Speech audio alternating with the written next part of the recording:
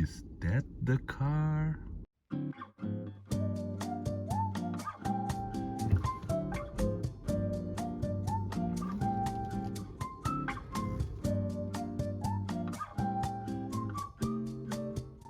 Good morning everyone. We are here at Audi Centrum in south of Berlin. Today we're gonna test drive the next daily car. So what car is it gonna be? Stay tuned.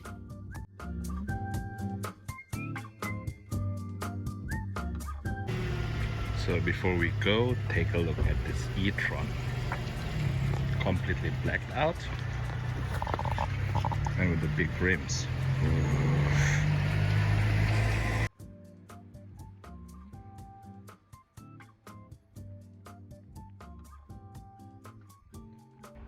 It's all painted, and I've never thought it can look this good in all black. And these orange details just round up the whole thing.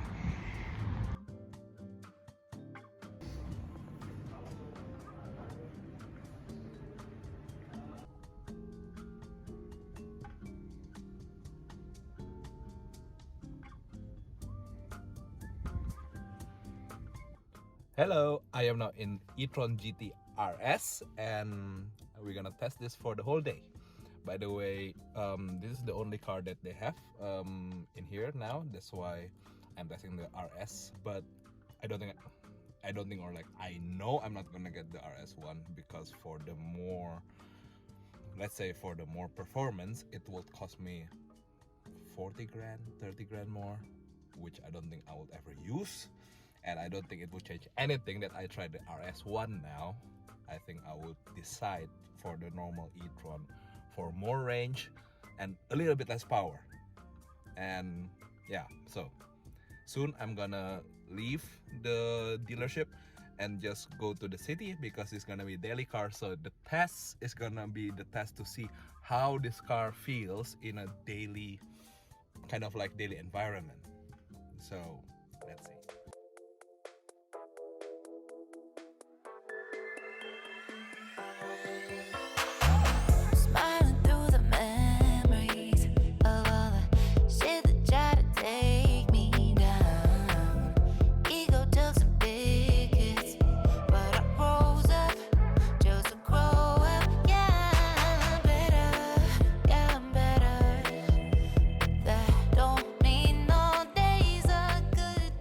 Yeah, and soon we're gonna go through all the details that I like and I don't like about this car. I found out some specs or some features that has been annoying me already, but all in all, it's just a really nice car to be in. And I mean, if it's gonna be a daily driver, you cannot ask for anything more. Literally, it drives so well. The suspension, the air suspension, evens out all of the bumps on the street, and it's also very quiet, and you have kind of like a feeling that you're in cocoon. So that's the good thing. In the my first impression, the good thing, it was those 2 points. And yeah, let's move on.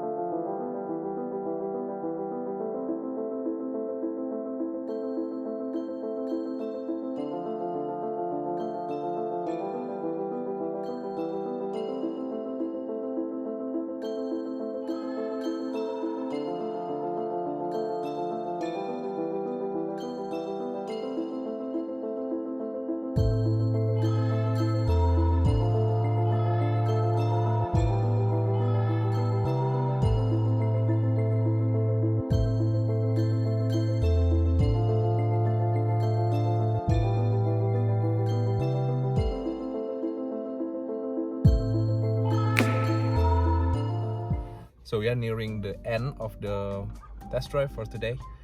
It's been around 7 hours, 8 hours now, and I mean it's only 8 hours, so I cannot say that I know the car inside out, but at least I have the first impression of the car before, you know, I sign the leasing contract. And it is to be honest, it is a very good car, and it's a little bit sporty actually. That's how I find it. And because it's the E-Tron GT RS, this is not the E-Tron GT, not the normal E-Tron GT. And I just have a feeling that the suspension is not very comfortable. It has the air suspension. I suppose I didn't ask my sales representative about the spec of this car, but the car seems to have everything that an E-Tron GT can have. It has the Sport Plus seat with the massage option, with the also with the heating option, and it's heated and it is cooled, and it has the carbon inlay, which is really nice to touch, and it has the premium leather up here and also the Alcantara down here. So yeah, it is a full spec E-Tron GT RS, and as you can see, it has also the red safety belt and also the red stitching everywhere. It is a very nice place to be, and I just hope that the E-Tron GT, the normal one, will have a better suspension, in the sense of it is more comfy. So it's gonna be like the suspension of my normal E-Tron. So the air suspension that is trimmed for comfort, not for sporty driving.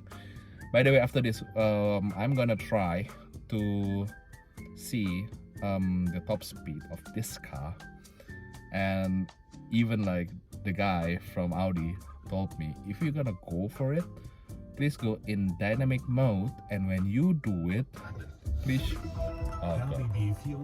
and the radio just went. And please put your head really tight on the pillow, I guess, here, because otherwise it can hurt your back. Like, okay. But one thing for sure, and I guess you already know if you're watching this video, that this car has around 650 horsepower with boost. So and even the salesman said the DRS, the E-Tron GT RS, you can only feel it at the last push when you go max full on gas pedal. The last push is where the RS is faster than the normal one. And to think that it costs 40,000 euro more just for that is actually crazy. But because they only have the RS already built for test drive, that's why I'm taking this car out. But yeah, but we'll see. But as it stands now, the charging speed of this car is pretty impressive. If it's given 150 kilowatt hour, it will take that. And right now I am at one charging spot.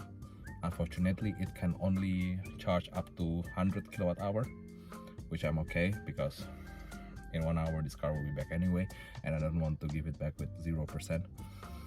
And yeah, but next, about the things that annoys me quite a bit in this car is it turns on automatically.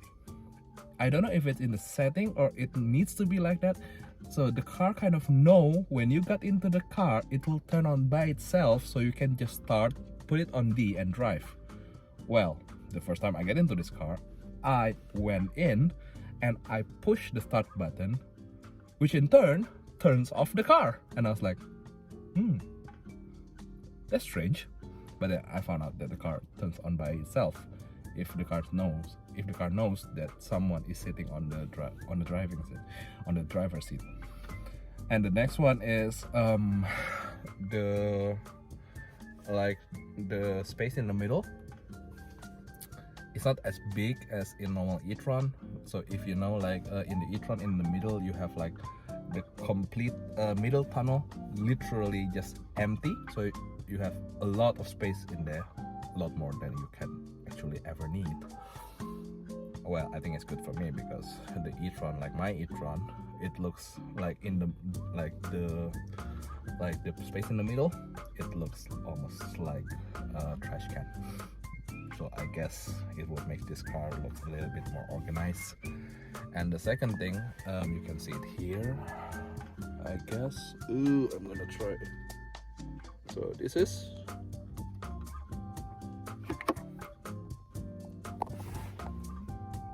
you can see, this is the place for your phone, and it is actually very nicely designed. Just a moment.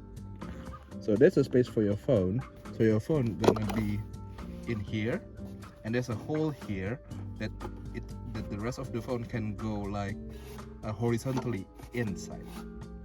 Well, it's a very smart idea. It's a very smart idea indeed with a space for phone. But sometimes you want to get to your phone because of certain stuff. I don't know, change the playlist, or maybe you set your Siri to English and you need to answer your like a text message or WhatsApp in French, and you need to take out your phone, you know, at traffic light or whatever, or you pull to the side of the street and you reply to the text message. But then it's just not as easy to take it out, even if you want to. But again, there's like certain stuff that Apple CarPlay Siri cannot do for you, so that annoys me a bit. And also, like, the cubby space on the side is not as big as e-tron. Again, I'm always comparing it to e-tron, but it is what it is. By the way, it's time to go, so we're gonna see how fast and how far this car can go on full speed. Let's go. It's German Autobahn, baby.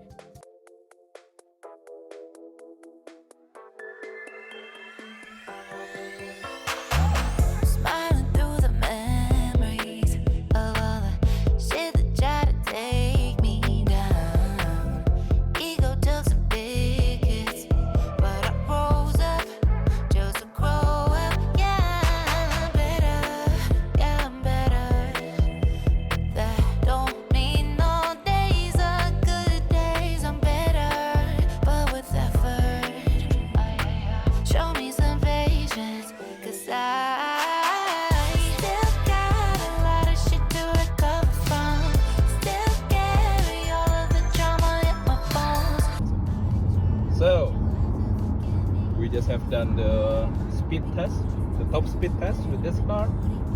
We did 261. It's because the Autobahn on a Monday is quite full, and we need also to be a little bit responsible when you're speeding. So yeah, 261. It's the top speed that we achieved with this car. The car can go faster than that, but even that, so we went, I think, around 20 kilometers. The battery was depleted by around 50-60 kilometers. So this car doesn't like to do the performance stuff, which is fun because this emblem said RS, which means range sport. So it means, like, you know, track, race sport, but it's not. And this car is actually very heavy. So first thing first, I didn't know that it will go past 250, because I know for sure e-tron GT, the normal one, the top speed is 245. And granted, it was the top speed what the speedometer said, so maybe there's a little bit of deviation, but still 261, it can go further than that. So if it goes to 70, 280, it's just crazy. For an electric car, this doesn't make sense. That's how I see it. So by the way, we are now going back to Audi, and yeah, it's been a full day with a very interesting weather. We started in a pouring rain, and now it is as sunny as it can be. But this car has been a keeper, let me put it that way. It has been really good. And I mean, for a daily, if you can swing the price, by the way, I'm gonna take this as a leasing, so I'm not gonna buy this car. I can recommend it. And I mean, if you're in the market for EV anyway, this is a good alternative to Porsche Taycan, because you get a lot of gadgets for free. For example, you don't need to pay for the, I don't know, flipping panoramic roof, for example. That's one of the many. And also a lot of options from Audi. It's also, let's say, cheaper than Porsche. And now how it looks, that's I think that's a matter of taste and preference. But this car in real life looks good. I cannot say if it's better than Taycan or not, but for the price and also like for what it is, like a electric GT car, I like it. I like it. It has this kind of like a presence. It has presence on the road. It's so low and it is so wide. It just looks good. And I mean, now we are going back to the topic of range. It will do, so I've calculated this, so it's based on how I drive, based on temperature from today, which was mainly 16-17 degree in the rain. It will do 450 kilometers in one charge, 100%, and it will definitely do the fast charge. Like it will do 350 kilowatt hour. That's the claim from Audi. But today we've charged at 150 kilowatt hour, and it pulled 150 kilowatt hour. And on the next one was 100 kilowatt. It also pulled 100 kilowatt. One thing that I noticed, it has really big battery. So if you don't have access to fast charging network, or if you're just gonna charge at home, it's gonna take a while to get this car to full charge. You'd better charge it every night. So moving on, one thing that I really like from this car is that it has the feeling like it's like a normal car, and you just have a feeling that Audi really listen to their customers. So they change this part where you can control the whole climate and seat heating, seat cooling. It's now a physical buttons again.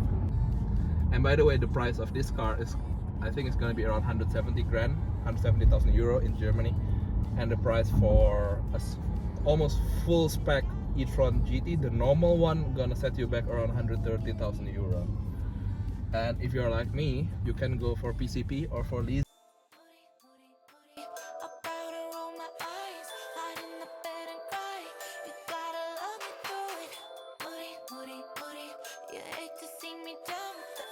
Leasing for 3 years, it would cost you around 1,400, 1,500 without any down payment. If you put 10% down, that means it's gonna cost you around 1,000 euro. If it's worth it for you or not, you need to decide it for yourself. But as it is now in today's market, this is one of the more attractive and interesting and exciting electric car. And I think that's why you need to consider this car if you are about to go electric. Yes. So that was a long chat, and I hope that you enjoyed the video.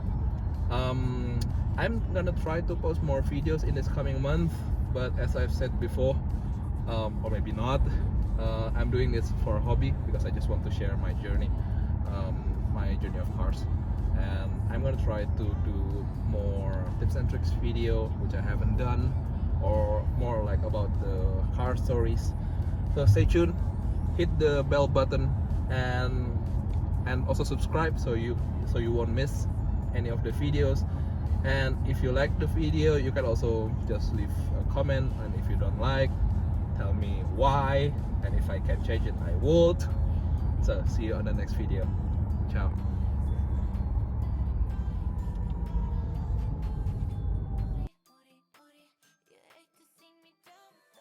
It happens, guys. It happens.